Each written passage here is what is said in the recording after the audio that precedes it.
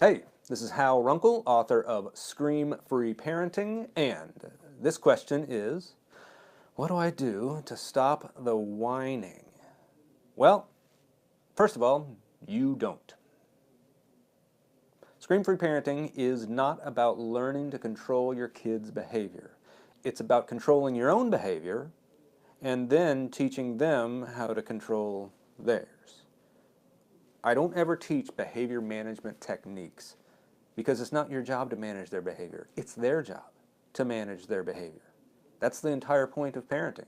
So when I hear questions, and I do all the time, how do I get my kid to stop whining, for instance? Well, the first thing is you can't, because it's not your job. It's their job to stop them from whining. So then ask yourself, why would they want to stop whining? What would compel them to stop whining? Well, you can answer that a couple ways. You can say, I could give them what they want, but you know, sometimes you've done that and it doesn't even work. You give them what they want and they still find something else to whine about. So another thing you can do is recognize that whining is just like throwing a temper tantrum when they're a toddler. When they're whining, it's just using better vocabulary to still complain. And it continues into teens as well. It just doesn't sound the same, but it's the same principle. They're complaining in a very needy way. And I think that's why it bothers us so much, is because it comes across as so needy, like it's our responsibility. Like it's our fault that they're in the situation they're in, and we're supposed to fix it. That's starting off with that get them mentality. See, if we believe we are supposed to fix it, then the whining has actually been effective for them. Their whining is a way of trying to shift responsibility onto us. So, again, recognize it for what it is. They're just complaining.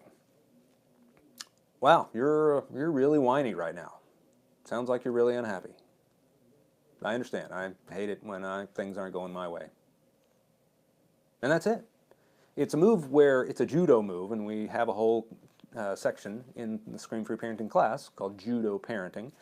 But it's them trying to hand the responsibility of their situation over to us, but us using a deft maneuver to kind of sit to the side. So instead of going toe-to-toe with them and trying to fix their problem, you're standing shoulder to shoulder with them and helping them to own their problem. And it's okay.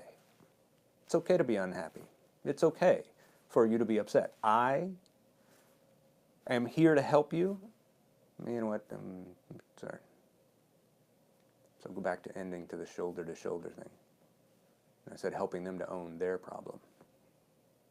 And so here's how you do that. Here's how you help them own their problem. First, you fully believe it is not yours. Don't accept it. Don't try and start finding solutions for them. Right? You are not responsible for them and the choices that they make. That's a hallmark of Scream-Free Parenting. You are responsible to them for the choices you make. And so your responsibility to them right now in this moment when they're whining is to not take it personally and not take it as your responsibility to fix it. And so then you can respond with some empathy. It sounds like you're really struggling right now. It sounds like you're really unhappy. And then you could actually get curious. So what's going on? What's the worst thing about the situation right now? And that's usually a helpful question because you're asking them to explore their emotions. And they may say, I don't know. Okay, well, sounds like you would be better off doing some of this by yourself because I'm not going to fix the situation for you. So it sounds like you might need some alone time. Is that right? I don't know. It's just this, whatever. All right. Then that's it. When you just absolutely refuse to pick up the mantle of it's my job to fix it, then it gives you new options to just get on with your day, to move on.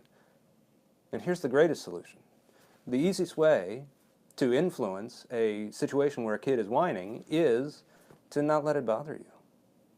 Just, it's okay if they whine because you don't feel responsible for it. You don't feel responsible for fixing it. You're not taking it personally. It's not some statement on you as a parent. It's just a kid complaining. And when it doesn't bother you, and they see that it doesn't bother you, and it doesn't change you, and they see that it doesn't affect you and cause you to do more stuff for them, then they've lost the allure of the whining because they see that it's just not effective.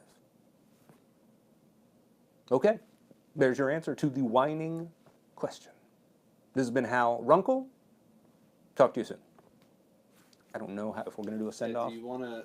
Don't know. Do you even want to just do like a sort of summarize again like you did in your intro of this is Hal Runkle? Screen-free parenting? Yes, that's good.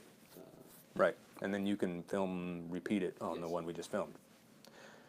This is Hal Runkle, author of Scream-Free Parenting, with your, what are we calling this? Maybe say like, thank you for... And thanks for the question. Yeah, something That's like it. Perfect. Okay. This is Hal Runkle, author of Scream-Free Parenting, and thank you for the question. Oops, I did something weird with my eyes right there. Do you want to maybe say like, again, this is how... Okay. Yeah. Again, this is Hal Runkle, author of Scream-Free Parenting, and thank you for the question. Perfect. Cool. Yeah, and I can use that again.